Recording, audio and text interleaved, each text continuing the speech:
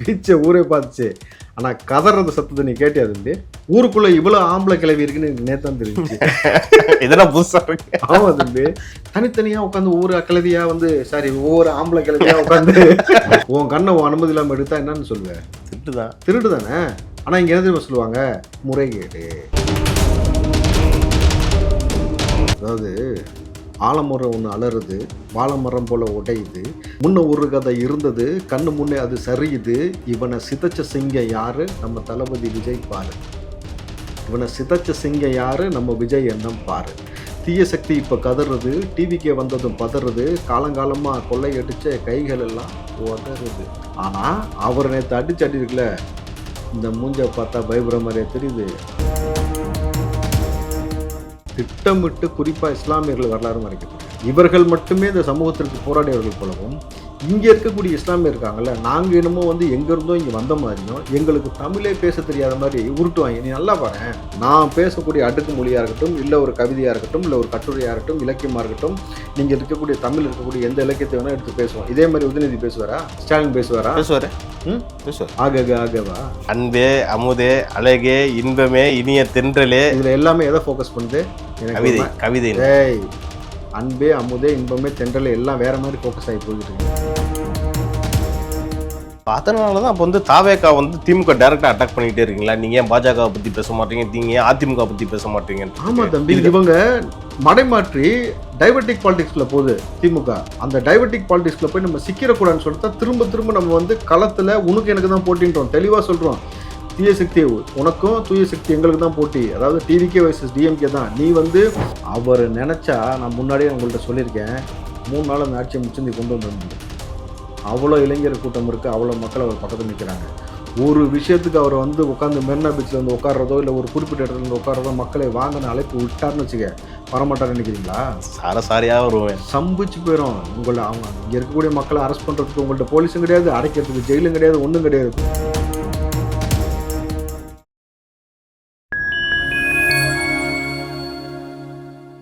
Rich நேயர்களுக்கு வணக்கம்.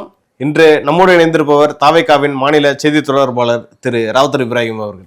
அண்ணா வணக்கம். வணக்கம் தேவ். ஆனால் தாவேக்காவோட செயல் வீரர்கள் கூட்டம் நடந்துச்சு. அங்கே வந்து பார்த்தீங்கன்னா விஜய் அவர்களோட ஸ்பீச்லாம் வந்து சரவடியாக இருந்துச்சு. அதில் வந்து நிறையா விஷயம் பேசியிருந்தாரு. அதில் நான் உங்கள்கிட்ட வந்து கேட்க போகிற கேள்வி என்னன்னா, இந்த தீய சக்தி முழிச்சிட்டு இருந்தாலே வந்து மொழியை வந்து பிதுக்கிட்டு தோண்டிட்டு எடுத்துகிட்டு போயிடுவாங்க அப்படின்னு சொன்னதுக்கப்புறம் நிறைய பேர் கதறாங்களே. திமுகன்னு இல்லாமல் எல்லா கட்சியும் கதறுதேண்ணா. அந்த ஸ்பீச்செல்லாம் நீங்கள் எப்படி பார்க்குறீங்க? ஸ்பீச்சை ஊரே பார்த்துச்சு. ஆனால் கதறது சத்தத்தை நீ கேட்டியா தம்பி? பயங்கரமாக இருந்துச்சு. அதாவது ஊருக்குள்ள இவ்வளோ ஆம்பளை கிளவி இருக்குன்னு எனக்கு நேத்தான் தெரிஞ்சிச்சு. இதெல்லாம் புதுசா இருக்கு. ஆமா தம்பி, ஊர்ல இலவு விழுந்துச்சுன்னா கூடி கூடி ஒப்பாரிக்கல கிளவிங்க, அதுதான் நீ பார்த்துருப்பேன். நான் அரசியல் களத்துக்குள்ள இவ்வளோ ஆம்பளை கிளவி இருக்கு, இவ்வளோ பேர் சேர்ந்து ஒப்பாரி வைப்பாங்கன்றத நேற்று தளபதி பேசுனதுக்கு அப்புறம் தெரிஞ்சேன். இந்த நொடி வரைக்கும் இப்போ நம்ம பேசிட்டு இருக்கோம் பாருங்க, இப்போ வரைக்கும் தனித்தனியா உட்காந்து ஒவ்வொரு கிளவியா வந்து ஒவ்வொரு ஆம்பளை கிளவியா உட்காந்து கதறுது. கேட்டா அது கருத்துன்னு சொல்லுது. உனக்குத்தான் பயம் இல்லைன்ற இல்லை, நீங்கள் தான் ஆலமரன்ற இல்லை, அப்புறம் இதுக்கு உட்காந்து வந்து இப்படி கதறிட்டு உட்காந்துருக்கீங்க. நாங்கள் வந்து தளபதியை ஒரு கன்சிடரே பண்ணல, இது ஒரு கட்சியே கிடையாது, குழந்தைன்ற. ஏன்டா குழந்தை அடிச்சது இல்லாமல் அழுவீங்க? நான் கேட்குறேன். அப்போ தெரியுதா அடி யார் அடிக்கிறா, அதோட இம்பேக்ட் என்னன்றது ஃபஸ்ட்டு தெரிஞ்சுக்கணும். அதுக்கப்புறமேட்டு தான் நீங்கள் அடுத்த தளத்துக்கே போக முடியும். முழிச்சுக்கிட்டு இருக்கும் போதே மொழியை திருடுற கூட்டம், விச் மீன்ஸ் டக்குன்னு ஒரு செகண்டில் என்ன வேணாலும் பண்ணிட்டு போயிடுவாங்க. திருட்டு கூட்டம் அப்படின்னு எடுத்துக்கணும். தம்பி, உன் கண்ணை உன் அனுமதி இல்லாமல் எடுத்தா என்னன்னு சொல்லுவேன்?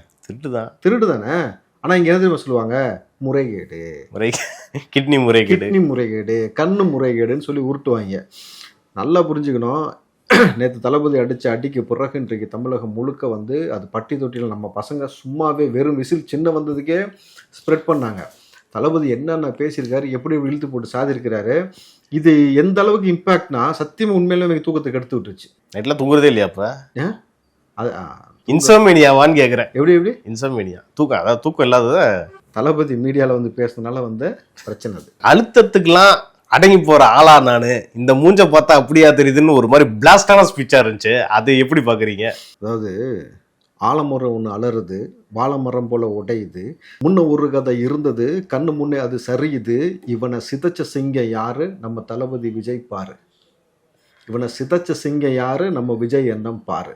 தீய சக்தி இப்போ கதறுது, டிவிக்கே வந்ததும் பதறுது, காலங்காலமாக கொள்ளையடிச்ச கைகள் எல்லாம் உதறுது. உதறுது. உதறதுல இப்போ யாருக்கு உதறுது? பயத்துல இருக்கவங்களுக்கு உதறும். புரிஞ்சவன் புரிஞ்சுக்க, புரியாதவன் புரிஞ்சவன். மாத்திரை வாங்கி போட்டா சரியாயிரும். மாத்திரை வாங்கி போட்டா சரியா வாய்ப்பு இல்லை ராஜா. ஏன்னா நியூரோபின் மாத்திரை போட்டா சரியாருன்னு நரம்பு தளர்ச்சி மாத்திரை. அது நீ எதை சொல்றேன்னு எனக்கு தெரியல. நான் சொல்றது முதல்ல எடுக்க ஆரம்பிச்சிருச்சு. ஏன்னா எதிர்பார்க்கல. இவர் வந்து அட்டி மேல அட்டி, நெருக்கடிக்கு மேல நெருக்கடி கொடுத்துட்டு தீய சக்தி போயிட்டு பாசிசம் பாயசம்னு சொல்லி தளபதி சொன்னல, தீய சக்தி போய் எங்க போய் சரணடைஞ்சு என்னென்ன வேலை பார்த்துக்கிட்டு இருக்கு. இவர்கள் எல்லாரும் இந்த அளவுக்கு சேர்ந்து அழுத்தம் கொடுத்த பிறகும் இவரை வந்து தொடர்ச்சியாக வந்து இவர்கள் மீது வந்து அவதூறு, தளபதி விஜய் மீது அவதூறு, கட்டுக்கதைகள், கற்பனை கதைகள் திட்டமிட்டு வந்து இங்கே வந்து அஜெண்டா பேசிஸில் பண்ண வைக்கிறது. இன்னும் சொல்ல போனால் தம்பி, நம்மளுடைய மரபு என்ன தெரியுமா? அவதூறு பேச மாட்டாங்க, பேசுவதே கூடாதுன்னு சொல்லக்கூடியது நம்ம மரபு. அவதூறு பேசுறது, ஒரு விஷயம் தெரியாத விஷயத்த வந்து தெரிஞ்ச மாதிரி புனைச்சி சொல்றதுன்றது நமக்கான வரலாறு கிடையாது. ஆனால் அவதூறு பேசுறதையே ஒரு தொழிலாக வச்சுட்டு இப்போ பாதி பேர் செஞ்சுக்கிட்டு இருக்கான். சில பேர் குடும்பமாக செய்கிறான், சில பேர் தனித்தனியாக செய்கிறான். புரியுதுங்களா? யார் அந்த குடும்பம், யார் தனித்தனியா? அரசியல் களத்துக்குள்ள அவதூறு பேசுறதுக்குன்னு ஒரு பெரிய கூட்டம் இருக்கு, அதுக்கு ஃபண்டு பண்றதுக்குன்னு ஒரு கூட்டம் இருக்கு. ஆனா ஒட்டுமொத்தமா தளபதி விஜய்க்கு எதிராக பேசுறானுங்க. ஆனா அவர் நேற்று அடிச்சு இருக்குல்ல, இந்த மூஞ்ச பார்த்தா பயப்படுற மாதிரியே தெரியுது, போட்டாங்க இவனேன்ட்டு போயிட்டே இருந்தாரு. ஏன்னா அவர் பார்க்காத ப்ரெஷர் கிடையாது. அவர் என்ன சொல்றது, அவர் சந்திக்காத எந்த சிக்கலுமே கிடையாது தம்பி. எல்லா சிக்கலையும் தாண்டி கடந்து தான் சினிமாவிலேயே இவ்வளோ சிக்கல், ஒரு துறையிலேயே இவ்வளோ சிக்கல் ஏற்படும் பொழுது, அரசியல் களத்துக்குள்ளே வரும் பொழுது எந்த அளவுக்கு சிக்கல் சிரமம் ஏற்படும். இன்னும் குறிப்பாக நம்ம யார் எதிர்க்க போகிறோன்னு முடிவு பண்ணிட்டு தானே வராரு. ஏன்னா இல்லாட்டி அவர் அரசியல் கட்சி ஆரம்பிக்க வேண்டிய அவசியம் கிடையாது. நீ ஒழுங்கு ஆட்சி செஞ்சதுன்னா அவரே வர போறாரு. அதான் அவரு சொல்றாரு. நீ ஒழுங்கு ஆட்சி செய்ய துப்பு இல்லாம மக்களை போட்டு கஷ்டப்படுத்திட்டு வதச்சிக்கிட்டு வேலை இல்லாத வேலை செஞ்சுக்கிட்டு அவங்களுக்கான வறுமையை ஏற்படுத்திக்கிட்டு, இன்னும் சொல்ல போனா மக்களை அடிமைப்படுத்தி வறுமையாகவே வச்சிருந்தா மட்டும்தான் இங்க அரசியல்வாதிகள் நம்மளோட சொகுசா இருக்க முடியும். அப்பதான் அவங்க ரேஷன் கார்டில் வந்து நிக்க முடியும்.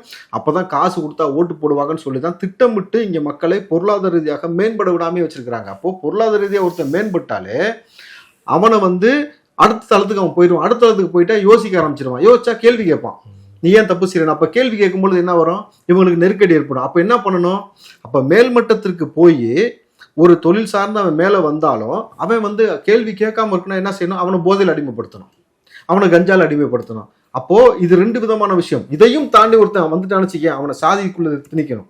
ஒரு சாதிக்குள்ள திணிச்சு அந்த சாதி வளையத்துக்குள்ள அவனை சிக்க வச்சு சாதிய பெருமை பேசுறது, ஆண்ட பரம்பரைன்னு பேசுறது. அப்போ திட்டமிட்டு வறுமை, அதுக்கப்புறம் பார்த்தீங்கன்னா போதை, அதுக்கப்புறம் சாதிய கொடுமைக்குள்ளே இவனை கொண்டு வருது, சாதிக்குள்ள அந்த சாதி ஆதிக்கத்துக்குள்ளே கொண்டு வருது. இதைத்தான் இத்தனை ஆண்டு காலமாக காலங்காலமாக இங்கே இருக்கக்கூடிய கட்சிகள் செஞ்சிச்சு. அதை தான் தளபதி நீங்க உடைக்கிறாரு. அதை உடைச்சதுனால தான் இவங்களுக்கு வந்து வலி ஏற்படுது. இவங்க முதுகெலும்பி உடைக்கிற மாதிரி இருக்குல்லது. அப்போ இவங்க முதுகெலும்பு உடைச்ச உடனே தக்கான்னு துள்றான். ஐயோ, நம்ம பல கோடி சேர்த்து வைக்கணும்னு ஆசைப்பட்டோம், பல வாட்டி நம்ம பரம்பரையை உட்கார வைக்கணும்னு நினைச்சோமே, முடியாமல் போகுது. இந்த மனுஷன் வந்து அடுத்து பொருளாதார ரீதியாக மேம்படுவோன்னு சொல்றாரு. நான் ஆட்சிக்கு வந்ததுக்கு அப்புறம் ஊழல்ன்ற ஒரு விஷயமே இருக்காது, கரப்ஷன் ஒரு விஷயம் இருக்காது, எனக்கு பணம் அவசியமே இல்லை. ரொம்ப தெளிவாக சொல்றாரு. உண்மையிலுமே அவருக்கு பணம் அவசியம் இல்லை. வேணும்னா அரசுக்குள்ளே அவர் வந்துருக்கு தேவையில்லை, சினிமா நடிச்சுட்டு அவர் பாடு பணம் சம்பாதிச்சுட்டு போயிடலாம்ல. அவர் பார்க்காத பணமும் கிடையாது. இப்போ அவருக்கு தேவைக்கு அதிகமாக பணம் இருக்குன்றது அவருக்குமே தெரியும், அது எல்லாருக்குமே தெரியும். புரியுதுங்களா? இன்னைக்கு அதனால தான் வந்து இந்தியாவில் டேக்ஸ் கட்டுறதுல 2வது நபராக இருக்காரு. ஸோ இந்த அளவுக்கு சம்பாரிச்ச நபர் ரொம்ப கிளியர் கட்டாக ஒரு விஷயத்த சொல்றாரு. இங்கே ஊழலோ கரப்ஷனோ என்னுடைய ஆட்சிகளை எவனும் செய்ய மாட்டான், செய்கிறவன் என்னுடைய கண்ட்ரோலுக்குள்ளே அவன் இருக்க மாட்டான், அவனை தூக்கி உள்ளே வச்சிருவேன், என் ஆட்சிக்குள்ளேயே கட்சிக்குள்ளே இருக்க மாட்டான். ஆனால் இங்கே இவன் கட்சியோட அனுதாபியாக இருந்தாலே போதும், அதுக்கு வந்து உடனே பார்த்தீங்கன்னா கேமரா வேலை செய்யாது. இனிமேட்டு பாருங்க, தீய சக்தி அயலகணிலாம் எல்லா பொறுப்புலாம் கொடுப்பாங்க, எல்லா பொறுப்பும் கொடுப்பாங்க. ஆனால் தீய சக்திக்கு கேட்டுச்சான்னு கேளுங்க. நேற்று அது எப்படி கேட்காம கொடுத்துருக்கோம்? நம்ம பிகிலோட சத்தம் கேட்டுச்சா? கண்டிப்பாக கேட்டிருக்கோம். அது எப்படி கேட்காம கொடுத்துருக்கோம்? சர வெடியா அடிச்சார்ல, பார்த்துக்கலாம். மகாபலிபுரத்தில் அடித்த விசில் வந்து தமிழ்நாடு ஃபுல்லாக கேட்டிருக்கு. இல்லை தம்பி, பிகில் அடிச்சது இந்தியா ஃபுல்லாக கேட்டிருக்கோம். இன்னொரு விஷயமும் சொல்லியிருக்காரு, என்னன்னா அதிமுக திமுகன்னு 2 பேருக்கும் மாற்றி போட்டுட்டீங்க, இந்த வாட்டி நாங்கள் களத்தில் இருக்கோம், மக்களுக்காக நாங்கள் நிற்கிறோம் அப்படின்னு சொல்லியிருக்காரு. அது எந்த நம்பிக்கையில் அதை சொல்கிறாரு? ஏன்னா இது வரைக்கும் இந்த தீய சக்தி என்ன நினச்சிக்கிட்டு இருந்துச்சுன்னா, நான் தான் பெரிய ஆட்டக்காரன், எனக்கு மட்டும் தான் ஆட தெரியும் இல்லைன்னுவீங்களா களத்தில்? இல்லைன்றீங்களா தம்பி, நீ திண்டுக்கல் ஆட்டத்தை பற்றி பேச நினைக்கிறேன். நீங்க திண்டுக்கல் ரீட்டாவை கூப்பிட்டு வந்து அவங்க ஆடல் பாடல் போட்டாங்களா, அதை நினைச்சிட்டு இருக்க. நீ சமத்துவ பொங்கல் அது ஒன்று, இளைஞரணி மாடன்னு போட்டா வா காவல்டா டான்ஸ் போட வேண்டியது நம்ம கருப்பேன். அவர் வந்து இந்த பக்கம் என்னதாவது குளிக்க வச்ச கொக்கோலா, அது கிடையாது. நான் சொல்றது களத்துல இவங்க தான் பெரிய ஆட்டக்காரன்னு நினைச்சிட்டு ஒரு நாள் வந்து ஊட்டிட்டு இருந்தாங்கல்ல. நீ சரியான பிளேயரை பார்க்கல. நம்மளுடைய ஆட்டம் கொஞ்சம் வெறித்தனமா இருக்கும்னு சொன்னாரா? அட்டநாயகன். அட்டநாயகன் நான் தான். அதை தாண்டி எங்க ஆட்டம் கொஞ்சம் வெறித்தனமா இருக்கும்ன்ட்டு. ஸோ அதை நேற்று ஆரம்பிச்சிட்டார். நான் என்ன சொன்னேன் தம்பி, நேற்று பேட்டில் நம்ம பேசும்போது என்ன சொன்னோம், ஏன்டா என் மக்களை தொட்ட, ஏன்டா அந்த விஜயை தொட்டன்னு அவர் ஃபீல் பண்ற அளவுக்கு அடிப்பார்னு சொன்னா அடிச்சார். அதே மாதிரி கதறாங்களா, உதறுதா எல்லாத்துக்கும், சாட்டையை சொல்லிட்டுக்கிட்டே இருப்பாரு இனிமே. அதை தொடுறதா இல்லை, அதை மட்டும் தொட மாட்டீங்க. அடுத்து ஒண்ணு சொல்லியிருக்காரு, 30 வருஷமா என்ன எவ்வளவு அண்டர் எஸ்டிமேட் பண்ணிட்டாங்க, ஆனா மக்கள் என்ன வந்து இப்ப எஸ்டிமேட் பண்ணி சரியான இடத்துல தான் வச்சிருக்காங்க, கெரியரின் உச்சம் அப்படின்னு சொல்லியிருக்காரு. என்ன ஃபயரா இருந்துச்சுன்னா அது அதானே யதார்த்தமான உண்மை. நீங்க இதை இன்றைக்கு தளபதிக்கு விஜய்க்கு எதிராக கொக்கரிக்கிற கூட்டம் எல்லாருமே இதற்கு முன்னாடி சொன்னாங்க, தளபதி விஜய் தான் இன்னைக்கு கெரியருடைய உச்சம்ன்றதை அவங்களும் சொல்லியிருக்காங்க. ஃபஸ்ட்டு டே ஃபஸ்ட்டு ஷோ யார் படத்தை பார்க்க விரும்புவீங்கன்னு சொல்லி கேட்ட பொழுது சீமான் என்ன சொன்னது, விஜயோட படம் தம்பி. ஆமாம் தம்பி விஜய் படத்தை தான் பார்ப்பேன் அப்படின்னாரு. அதுக்கப்புறம் இந்த பக்கம் வாங்க, முதல்வர் ஸ்டாலின்கிட்ட கேட்ட பொழுது நீங்கள் சினிமா பார்த்தா யார் படம் பார்ப்பீங்க, நான் அதிகமாக பார்க்க மாட்டேன், நான் விரும்பி பார்த்தா தம்பியோட விஜயோடைய படத்தை நான் பார்ப்பேன். புரியுதா உங்களுக்கு? ஸோ எல்லாருக்குமே தெரியும் கெரியரோட உச்சத்தில் இருந்தார். அப்படி இருக்க வேண்டிய மனுஷன் அவர் பாட்டுக்கு இருக்கிறத விட்டு ஏன் இங்கே வந்தாருன்னு யோசிக்கிறீங்களா? நீங்கள் உலகளாவில் எடுத்துக்கங்க, இல்லை இந்தியாவே நீங்கள் கணக்கு எடுத்துக்கங்களேன், எத்தனை நடிகர்கள் இது போல் வந்து அரசியல் குளத்துக்குள்ளே வந்து ஆளுகிற கட்சி எதிர்த்தார்கள், மத்தியிலையும் மாநிலத்திலும் ஒரே நேரத்தில் யார் எதிர்த்தான்னு கேளுங்க பார்ப்போம். யாருமே இருக்க முடியாது. ரெண்டாவது விஷயம், அவங்க எல்லாமே பரம்பரை அரசியல் பின்புலம் இருக்கும் அவங்களுக்கு. இங்கே அந்த மாதிரி கிடையாது. இவர் முழுக்க முழுக்க 20 வருஷமாக பார்க்குறாரு, இந்த சமூகம் நம்ம கண்ணுக்கு முன்னாடி சீர்கட்டு கொண்டே இருக்கிறது, அதை கெடுக்கிறவன் யாரும் தெரியுது. அப்போ அந்த கெடுக்கிறவன் வந்து என்ன சொல்கிறது, அவனுடைய பிரான்ச்சை விரிவுபடுத்திகிட்டே போகிறான். எல்லா இடத்துலையும் கொண்டு போய் அவனுடைய ஆட்களை பிளேஸ்மெண்ட் பண்ணுறான். பிளேஸ்மெண்ட் பண்ணிட்டு எந்த சிக்கலும் வராமல், எந்த சிக்கல் வந்தாலும் அதை சமாளிக்கக்கூடிய அளவுக்கு எல்லாத்தையும் செஞ்சு திட்டவட்டமாக செஞ்சுட்டு ஊழல் பண்ணுறது, கொலை பண்ணுறது, கனிம வளத்தை திருடுறது, மக்களை வதைக்கிறது, மக்களை வந்து வறுமையிலே வச்சிருக்கிறது, இவர்கள் மட்டும் பொருளாதார ரீதியாக மேம்பட்டு போய்கொண்டு இருக்கக்கூடிய வேலையை செய்யும் பொழுது, அப்போ நம்ம உள்ளே வரோம், ஒரே ஆள் தான் நம்ம உள்ளே வரோன்னு அவர் தெரியும். இங்கே ஒன் மேன் ஷோ அவர் மட்டும் தானே இன்றைக்கி, அவர் தான் இன்றைக்கி கட்சியின் அடையாளம், அவர் தான் வந்து எல்லாமே நம்ம பொழுது. அப்போது இந்த ஒரு குடும்பத்திலேருந்து வரக்கூடிய இந்த பிரான்ச்சஸையும் நம்ம முடிக்கணும், இவ்வளோ பெரிய தீய சக்தியை முடிக்கணும், மத்தியில் இருக்கக்கூடிய அவங்களையும் நம்ம எதிர்க்கணும். இங்கே வந்து இன்னும் சொல்ல போனாக்கா கட்சிகளை வந்து இங்கே இருக்கக்கூடிய கூட்டணி கட்சிகள் இருக்குல்ல, இந்த கூட்டணி கட்சிகளை இது வரைக்கும் அழித்தது யாருன்ற வரலாறு யாருக்கு இருக்குன்னு பாருங்களேன். கூட்டணி கட்சிகளை திட்டமிட்டு அழிக்கிறது மட்டும் இல்லை, அவங்களை வதைக்கிறது மட்டும் இல்லை, அவங்க சீட் நம்பரை குறைக்கிறது மட்டும் இல்லாமல் அவர்களை என்ன மாதிரி பயன்படுத்துகிறாங்க. இவர்களுக்கு எப்போ ஒரு சிக்கல் வந்தாலும் கூட இருக்க கூட்டணி கட்சி ஏவி விட்டுற வேண்டியது. புரியுதுங்களா? அப்படி ஏவி விட்டே தான் இவர்கள் அவங்க என்ன பண்ணுறாங்க, கூட்டணி தர்மத்திற்கு உடன்பட்டு போகிறாங்க. ஆனால் இங்கே இவங்க அவர்களை என்ன நோக்கத்தில் பார்க்குறாங்க, என்னமா பார்க்குறாங்கன்னு ஒரு விஷயம் இருக்குல்ல, இதைத்தான் திமுக திட்டவட்டமாக செய்கிறது. இந்த தீய சக்தியை உடைக்க வேண்டிய வேலை நீ தளபதி செஞ்சிருக்காருன்னும் பொழுது நிச்சயமாக வந்து அதை தான் அவர் சொல்கிறாரோ, நட்பு சக்தியாக இருந்தாலும் என்னவா இருந்தாலும் அதை எதிர்க்கிற அந்த வல்லமை நமக்கு தான் இருக்குது அப்படின்னு சொல்கிறாரு. ஆமாம், அதை தான் அவர் டீகோட் பண்ணி பேசும்பொழுது அந்த வேலுநாச்சியார் அவர்களை பற்றி சொன்னார். கூட வந்து 3 பேர் டீகோட் பண்ணார், சின்ன மருது, பெரிய மருது, அப்புறம் சையதுன்றவரை வந்து சொல்லியிருக்காங்க. என் கேள்வி என்னன்னா, இந்த சையதுன்றவரை வந்து இது வரைக்கும் யாரும் கேள்விப்பட்டதே இல்லை. ஏன்னா தமிழ்நாட்டில் எவ்வளோ பேர் இருக்காங்க, வரலாறுலாம் மறைக்கப்படுதாங்க, திட்டமிட்டு குறிப்பாக இஸ்லாமியர்கள் வரலாறு மறைக்கப்படுகிறது. அதுதான் இன்னைக்கு பெரிய பிரச்சனையே. அதாவது இவர்கள் மட்டுமே இந்த சமூகத்திற்கு போராடியவர்கள் போலவும், இங்கே இருக்கக்கூடிய இஸ்லாமியர் இருக்காங்கல்ல, நாங்கள் என்னமோ வந்து எங்கே இருந்தோ இங்கே வந்த மாதிரியும், எங்களுக்கு தமிழே பேச தெரியாத மாதிரி உருட்டுவாங்க. நீ நல்லா பாரு, ஒரு சினிமாவில் எடுத்துக்கிட்டீங்கன்னா பாய் வந்து அப்படியே தமிழே பேச தெரியாத மாதிரி பேசுகிற மாதிரி காட்சி வைப்பானுங்க, நிறையா இருக்கும். புரியுதுங்களா? ஒரு பாய்க்கு வந்து வராதுன்ற மாதிரி கலோக்கியல் தமிழ் பேசுகிற மாதிரி வைப்பானுங்க. டேய், நாங்களும் இந்த பூர்வகுடி தானே, மார்க்கம் வந்ததுக்கப்புறம் ஏற்றுக்கிட்டவன் தான். நான் பேசுகிறேன் என்ன மாதிரி, நான் ஓப்பன் சேலஞ்சு, நான் பேசக்கூடிய அடுக்கு மொழியாக இருக்கட்டும், இல்லை ஒரு கவிதையாக இருக்கட்டும், இல்லை ஒரு கட்டுரையாக இருக்கட்டும், இலக்கியமாக இருக்கட்டும், நீங்கள் இருக்கக்கூடிய தமிழ் இருக்கக்கூடிய எந்த இலக்கியத்தை வேணால் எடுத்து பேசுவோம். இதே மாதிரி உதயநிதி பேசுவாரா, ஸ்டாலின் பேசுவாரா? பேசுவார். ஆகவா? நான் கேட்கறது தமிழ் மொழியை பற்றி அடுக்கு மொழியில் தெளிவாக பேசணும். அன்பே, அமுதே, அழகே, இன்பமே, இனிய தென்றலே, இதில் எல்லாமே எதை ஃபோக்கஸ் பண்ணுது? எனக்கு கவிதை. ஏய், அன்பே, அமுதே, இன்பமே, தென்றலே எல்லாம் வேற மாதிரி ஃபோக்கஸ் ஆகி போய்கிட்டு இருக்கு. நான் சொல்கிறது இலக்கியம், இலக்கணம், கவிதை பேசுவீங்களா? பேச முடியுமா? நீங்க அப்ப திட்டமிட்டு இஸ்லாமியர்கள் வரலாறை மறைத்தது யாருனாக்கா திமுக. திட்டமிட்டு இஸ்லாமியருடைய நலனை கெடுத்தது யாருன்னா திமுக. இந்த முறை இஃப்தார் நிகழ்ச்சியில குப்பை வண்டியில கொடுத்தது திமுக. கலைஞரிடம் போகும்போது அவர் தான் சட்டமன்றத்துக்குள்ள திட்டமிட்டு இஸ்லாமியர்களை வந்து இஸ்லாமிய தீவிரவாதிகள் பயன்படுத்தினார் அந்த வார்த்தையை. கலைஞர்கிட்ட ஒரு விண்ணப்பம் கொடுக்க போகும்போது துலுக்க பையனுக்கு ஏடா இது போல இருக்குன்னு சொல்லி தூக்கி அடிச்சவர். எஸ், அதற்கான ஆதாரம் தரவுகள் எல்லாமே இருக்கு. ஸோ இது வரைக்கும் அவர்களை இஸ்லாமியர்களை பார்த்த கண்ணு, சிறுபான்மை மக்களை அவர்கள் வந்து பார்த்து அணுகின விதம் எல்லாமே பார்த்தீங்கன்னாக்கா ரொம்ப மோசம். அப்போ இது எல்லாத்தையும் உற்று கவனிச்சு தான் ஒரு தலைவன் வராரு. பிறப்புக்கும் எல்லா உயிருக்கும் சொல்லும் பொழுது எல்லாரையும் சரிசமமாக நடத்த வேண்டும், இறைவன் முன்னாடி எல்லாமே சமம்னு சொன்ன பிறகு இவன் யார் ஒரு ஆள் ஆட்சியில் உட்காந்துட்டு நம்மளை டிசைட் பண்ணுறதுன்னு ஒரு கேள்வி இருக்குல்ல. நீங்கள் உட்காந்துட்டு நீங்கள் ஒரு வரையறையை கொண்டு வந்து நீங்கள் வந்து என்ன சொல்ல போனாக்கா சாதிய வாரி கணக்கெடுப்பு எடுக்கவே மாட்டேன்னு அடம்பிடிக்கிற. ஏன் அடம்பிடிக்கிற? எடுத்துட்டா இங்கே சிறுபான்மைன்றது ஒன்று இருக்காது. புரியுதுங்களா? அப்ப சிறுபான்மை யார சிறுபான்மைன்னு சொன்னி அவன் பெரும்பான்மையா மாறிடுவான். அப்ப அதை வச்சு உனக்கு அரசியல் பண்ண முடியாது. அவனை வறுமையிலையும் அவனை வந்து நீ சிறுபான்மையை ஒதுக்கி வச்சோம், உனக்கு இவ்வளவுதான் கோட்டா, உனக்கு இவ்வளவுதான் கோட்டான்னு சொல்லிட்டு அவனை ஓரமா ஒதுக்கி வைக்கிறது. தலித்துகளை வந்து இங்க வந்து ரொம்ப அடக்குமுறைக்கு உள்ளாகிறது. இன்னைக்கு வரைக்கும் வேங்கவேலுக்கு போல, கேட்டுங்களா? இன்ன வரைக்கும் வந்து பரந்தூர் மக்கள் போராடுறாங்க போல. ஆனா சீன் போறதுக்கு மட்டும் உட்காந்து நேரா ஒரு இடத்துக்கு வர வேண்டியது, அழுக வேண்டியது, காலங்காத்தால கிளம்பி வர வேண்டியது, எல்லா வேலையும் பார்ப்பீங்க. இதே மரண சம்பவம் எக்கச்சக்கமா நடந்திருக்கா இல்லையா? எவ்வளவு பேர் போராடுறாங்க. அவங்கள பார்த்திருந்தா கூட ஓரளவுக்கு இவருக்கு மேல ஒரு செல்வாக்கு வளர்ந்துருக்கும். போராடுறதே அவரை எது தானே, அப்புறம் எப்படி போய் பார்ப்பாரு? நல்லா புரிஞ்சுக்கோங்க, இந்த மக்களை போராட தூண்டுவது யாரு? இவங்க தான். திட்டமிட்டு இப்படி ஒரு போராட்டத்தை தூண்டிவதன் மூலமாக வேற ஏதோ ஒரு பெரிய பிரச்சனையை மறைமாற்றாங்க. அதான் அரசியல். இந்த அரசியல் யாருமே புரிஞ்சுக்கிறது இல்லை. திடீர்னு ஒரு போராட்டம் வெடிக்குது. அந்த போராட்டம் உருவாகிறதுக்கான காரணம் என்ன? அந்த போராட்டத்தை பூதாகரம் ஆக்குவது யாரு? எல்லா மீடியாவுடைய கவனத்தை அந்த பக்கம் திசை திருப்பி இந்த பக்கம் பெரிய ஊழலையோ, பெரிய கொள்ளையோ, பெரிய டீலிங்கையோ மறைப்பதற்கான ஒரு பெரும் குற்றம் எப்பயுமே இங்கே நடந்துகிட்டு இருக்கோம்.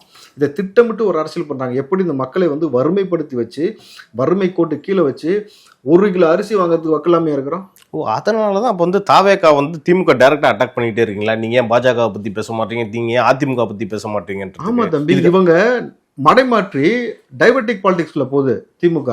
அந்த டைவர்டிக் பாலிடிக்ஸ்ல போய் நம்ம சிக்கிரக்கூடாதுன்னு சொல்லிட்டு திரும்ப திரும்ப நம்ம வந்து களத்துல உனக்கு எனக்கு தான் போட்டின்றோம். தெளிவா சொல்றோம், தீய சக்தி உனக்கும், தூய சக்தி எங்களுக்கு தான் போட்டி. அதாவது டிவிகே வர்சஸ் டிஎம்கே தான். நீ வந்து எப்படி வேணா டைவர்ட் பண்ணி, என்ன வேணா பண்ணி, எவனை வேணா வச்சு கதை சொல்ல உருட்டி விடு. எதுக்கும் நாங்க போய் என்ன சொல்றது, உங்களுடைய வலையில் நாங்க சிக்கிறதா இல்ல, அடி உனக்கு மட்டும்தான்றதுல ரொம்ப தெளிவா இருக்கு. இன்னொரு விஷயமா சொல்றாங்க, இந்த விஜய் வந்து எல்லார் வீட்லயும் இருக்காரு, ஏன் திமுக அதிமுக காரங்க வீட்லயும் இருக்காரு, இந்த விசில் சின்னத்தை எல்லார்ட்டையும் போய் கொண்டு சேருங்கன்ற போய் அவர் வந்து ஒரு விஷயம் சொல்லிட்டு இருக்காருல்ல, அது எப்படி நான் போய் கொண்டு சேர்க்க முடியும்? முதல்ல விஜய் அவர்களுடைய படத்தை மட்டும் தான் நான் பார்ப்பேன்னு சொன்னதே ஸ்டாலின் அவர்கள் தான். அண்ணன் தான் எனக்கு படம் பண்ணி கொடுக்கணும்னு சொல்லி அதுக்காகவே நான் ப்ரொடக்ஷன் நிறுவனம் ஆரம்பிச்சதுக்கு பிறகு காத்திருந்து குத்த வச்சு அதுக்கப்புறமேட்டு படத்தை பண்ணினேன் அப்படின்னு சொன்னது உதயநிதி அவர்கள் தான். ஏற்கனவே எங்கேருந்து ஆரம்பிக்க தெரியுதா உங்களுக்கு? ஸோ இவர்கள் குடும்பத்திலேயே இருக்கும் பொழுது தமிழ்நாட்டுக்குள்ள எல்லா பட்டி தொட்டிலும் குறிப்பாக எல்லா பெண்கள், தாய்மார்கள், குழந்தைகள்னு பாரபட்சம் இல்லாமல் இருக்கிறோம்ல. ஒரு தனி மனிதனை இங்கே நல்லா புரிஞ்சுங்க தம்பி, நமக்கு ஒரு வழக்கம் இருக்குது. உறவு முறைகளுக்குள்ளே எப்பயுமே நல்லா எப்படி கொண்டு வருவாங்கனாக்கா, இப்போ நீங்கள் வீட்டில் ஒரு ஆடு வளர்ப்போம், மாடு வளர்ப்போம், புரியுதுங்களா, நாய் வளர்ப்போம், பூனை வளர்ப்போம். இதையே வந்து பேரன்பு கொண்டு நேசிக்கிற சமூகம் நம்ம சமூகம். நீங்கள் தூங்கும் பொழுது நல்லா யோசிச்சு பாருங்க, எவ்வளோ சாதிய பாகுபாடு இருக்குன்னு நல்லா ஒரு விஷயம் புரிஞ்சுக்க. தமிழ்நாட்டுக்குள்ளே சாதிய பாகுபாடு உச்சத்தில் இருக்குது. உச்சம், ரொம்ப உச்சம். நீங்கள் வந்து வேங்கவேல மலம் கலந்ததாக இருக்கட்டும், அல்லது நீங்கள் வந்து இன்றைக்கி வந்து கள்ளக்குறிச்சியில் கள்ளசார மரணம் நடந்ததாக இருக்கட்டும், அதை தாண்டி புல்லட் ஓட்டினதுக்காக வெட்டினதாக இருக்கட்டும், கபடி விளையாடுறதுக்காக வெட்டினதாக இருக்கட்டும், தொடர்ச்சியாக சிறுநீரகத்தை ஊற்றி குடிக்க வச்சக்கூடிய பல சம்பவம் நடந்திருக்கு. ஆனால் இந்த சமூகத்துக்குள்ள நம்ம வளர்க்கக்கூடிய பூனை, நாயை நம்ம கூட படுக்க வச்சுக்கிறோம் பெட்டில். புரியுதுங்களா? இப்போது இவ்வளவு இந்த இந்த இந்த இந்த கோட்பாடுகள் நம்ம போகிறோம்ல, இப்படி உறவாக பார்க்குறோம்ல, வளர்ப்பு பிராணிகளையே நம்ம உறவாக பார்த்து நேசிக்கக்கூடிய நபர்கள் இப்படி ஒரு பக்கம் இருக்காங்க. இந்த ஒரு பக்கம் சக மனுஷனை எப்படி பார்க்குறாங்க? சாதிய ரீதியா அவருடைய தண்ணியில் மலம் கலக்கிறது, புல்லட் ஓட்டினா வெட்டுறது, படிச்சா வெட்டினது, இப்படி ஒரு பக்கம் போயிட்டுல. இப்போ விலங்குகளை நேசிக்கிறவன் மனுஷனை நேசிக்க தவறான். ஆனால் அப்படி மனுஷனை நேசிக்க தவறக்கூடிய எல்லா நபருமே தளபதி விஜயை நேசிக்கிறாங்க. அது எப்படி? அதுதான் இங்கே ஆச்சரியமே. திமுகவுக்கும் சரி, பிற கட்சிகளுக்கும் சரி, அதுக்கு தான் பதிலே கிடைக்க மாட்டேது. அந்த பதில் தான் பேரன்பு. ஒரே வார்த்தையில முடிச்சுட்டு, ஒரே வார்த்தை, அதான் பேரன்பு. ஒரு தலைவன் என்பவன் இப்படித்தான் வராங்க. ஒரு வரலாற்றுல எல்லாராலும் நேசிக்கப்படுறாங்கல்ல, குருவா நேசிக்கிறாங்கல்ல, என் புள்ள, என் அண்ணன், என் தம்பின்னு சொல்லி நேசிக்கிறோம்ல, இந்த உறவு இதுகிட்ட தான் இவங்க தோத்துக்கிட்டே இருக்காங்க. திரும்ப திரும்ப இவங்க மண்டிட்டு தோக்குறாங்க. திமுகனா இங்கதான் லேக் ஆகுது. உங்ககிட்ட பணம் இருக்கு, அதிகாரம் இருக்கு, பணபலம் இருக்கு, தொடர்ச்சியா நீ ஆட்சி செய்யற. தம்பி, நீ ஆட்சி செய்யும் பொழுது இந்த மக்களுக்கு அள்ளி அள்ளி கொடுத்து அவனை கையில் வச்சுக்க தெரியணும்ல, தெரியலையே. அந்த பேரன்புன்றதை வீழ்த்துறது எந்த சக்தியாலுமே முடியாது. என்னப்பா பேரன்பை எப்பயுமே ஒருபொழுதும் வீழ்த்த முடியாது தம்பி. நீங்கள் ஒருத்தரை நம்ம நேசிச்சிட்டோம்னா நல்லா புரிஞ்சுங்க. அதை தான் நான் முன்னாடியே அந்த கதை சொன்னேன், வளர்ப்பு பிராணி கதையும் சொன்னேன், இங்கே சாதியில் வந்து மனுஷனை எப்படி பிளவு பார்க்குறாங்கன்னு சொன்னேன். இந்த பேரன்புக்குள்ளே நீங்கள் வந்துட்டீங்கன்னு வச்சுங்களேன், ஒன்ஸ் வந்துட்டீங்கன்னா அது ஒன்வே தான். திரும்பவும் நீங்கள் அந்த மனசுக்குள்ளே வந்து அவர் எடுத்து வெளியிலே போட முடியாது. அப்படி இருக்கக்கூடிய மனுஷன் இன்னைக்கு இந்த மக்களுக்காக, நம்ம மக்களுக்காக களத்தில் தனியாக வந்து உங்களோட சண்டை போட நிற்கிறார். அதை தான் அவரு சொல்றாரு. என்னன்னா இந்த தீய சக்தியும் இந்த ஊழல் சக்தியும் எதிர்க்கக்கூடிய கட்ஸும் திராணியும் நமக்கு மட்டும் தான் இருக்கு அப்படின்ற மாதிரி ஒரு ஃபயரா சொல்லியிருக்காரு. அதானே எதார்த்தம். நிக்கிறாருல களத்துல, ஒரே ஆளா சிங்கிளா நிக்கிறாருல. தம்பி, நல்ல ஒரு விஷயம் புரிஞ்சுக்குங்க. அவர் நினைச்சா, நான் முன்னாடியே உங்கள்கிட்ட சொல்லியிருக்கேன், 3 நாள் அந்த ஆட்சியை முச்சந்தி கொண்டு வந்துட முடியும். அவ்வளோ இளைஞர் கூட்டம் இருக்கு, அவ்வளோ மக்கள் அவர் பக்கத்தில் நிற்கிறாங்க. ஒரு விஷயத்துக்கு அவர் வந்து உட்காந்து மெரினா பீச்சில் வந்து உட்கார்றதோ இல்லை ஒரு குறிப்பிட்ட இடத்துல இருந்து உட்கார்றதோ மக்களை வாங்கன்னு அழைப்பு விட்டார்னு வச்சுக்க, வரமாட்டார்னு நினைக்கிறீங்களா? சாரசாரியா வருவேன், சம்பிச்சு போயிடும். உங்களை அவங்க இங்கே இருக்கக்கூடிய மக்களை அரெஸ்ட் பண்ணுறதுக்கு உங்கள்கிட்ட போலீஸும் கிடையாது, அடைக்கிறதுக்கு ஜெயிலும் கிடையாது, ஒன்றும் கிடையாது. புரியுதா? ஆனால் அவருடைய பலம் என்னன்னு அவருக்கு தெரியும். அவர் எப்படி நம்ம மக்களை வழிநடத்தி கொண்டு போகணும்னு நேசிக்கிறாரோ அதன்படி கொண்டு போறாரு. இந்த மக்களை வைத்து பிளப்புவாத அரசியல் செய்வதற்கோ, திரள் நிதி வாங்குவதற்கோ, அவர்களை அடிமைப்படுத்தி வச்சு 200 ரூபா கொடுப்பதற்கோ அவர் வரல. இந்த மக்களை நேசிக்கிறார். அதனால தான் அந்த மக்களை இந்த மாதிரி எந்த விஷயத்துக்குள்ளேயும் அவர் தள்ளாம, உங்களுக்காக நான் நின்று சண்டை செய்கிறேன், நீங்க என் கூட பலமா மட்டும் இல்லைங்க, ஓட்டு போற வேலையை பாருங்க, நான் இவங்களோட. அதான் பெண்கள்லாம் வந்து அன்பா அண்ணா அண்ணான்னு வந்து அவங்க அன்பை பொழியிறாங்களா? அதனால தம்பி, பெண்கள், குழந்தைகள், முதியோர்கள், ஒரு அம்மாலாம் பேசுனது எவ்வளவு வயிறு, என் புள்ள, என் தலைச்சம்புள்ள வருது, அவருக்கு ஓட்டு போடாம எந்த நாய்க்கு நெருக்கி போட போறேன்னு சொன்னாங்க. உறுப்பினரா பாக்குறாங்களே, வீட்டு ஒரு உறவா பாக்குறாங்களே. அதுதான் இங்க டிஎம்கேவோட ஃபெயிலியர், தளபதியோட சக்சஸ். டிஎம்கேன்னு மட்டும் கிடையாது, இத்தனை வருஷம் ஆட்சி செஞ்சாங்கல்ல, அவங்களோட என்டையர் ஃபெயிலியரே இங்கே தான். இது வரைக்கும் இப்படி ஒரு பேரன்பை பெறுவதற்கு தவறிட்டாங்க வரலாற்றில் எம்ஜிஆருக்கு பிறகு. புரியுதுங்களா? அதுக்கு பிறகு இந்த அன்பை பெற்ற ஒரே நபர் யாருன்னா தளபதி. நீங்க 2 வார்த்தை சொன்னீங்க, ரொம்ப ரொம்ப ஒரு இம்பார்ட்டன்டான அந்த வார்த்தை. என்னன்னா, ஒன்று பேரன்பு, இன்னொன்று ஒரு வீட்டோட உறவு. இதை பிரிக்கவே முடியாதுன்னப்போ அது தோல்வியே கிடையாதுன்றதுதானே அர்த்தம். எஸ், நிரந்தரமாக நான் சொல்கிறேன்ல, தளபதி செய்யக்கூடிய இந்த இம்பேக்ட், அவர் ஏற்படுத்தின இம்பேக்ட் 10 தலைமுறைக்கு நிற்கும் தம்பி. நல்லா பாருங்க, தலைமுறையாக ஆட்சி செய்கிறவன்லாம் பெரிய தலைவன் கிடையாது.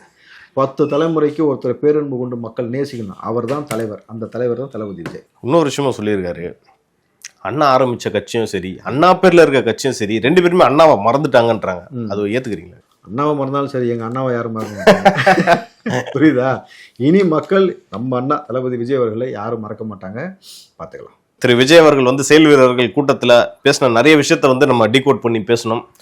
இதே மாதிரி அடுத்தடுத்த நிகழ்ச்சிகளில், அடுத்து வரக்கூடிய நிகழ்ச்சிகளில் திரு விஜய் அவர்கள் என்னென்ன பேசுவார்ன்றதை பார்த்துட்டு அதே மாதிரி நம்ம டீகோட் பண்ணி பேசலாம். நன்றி. நன்றி.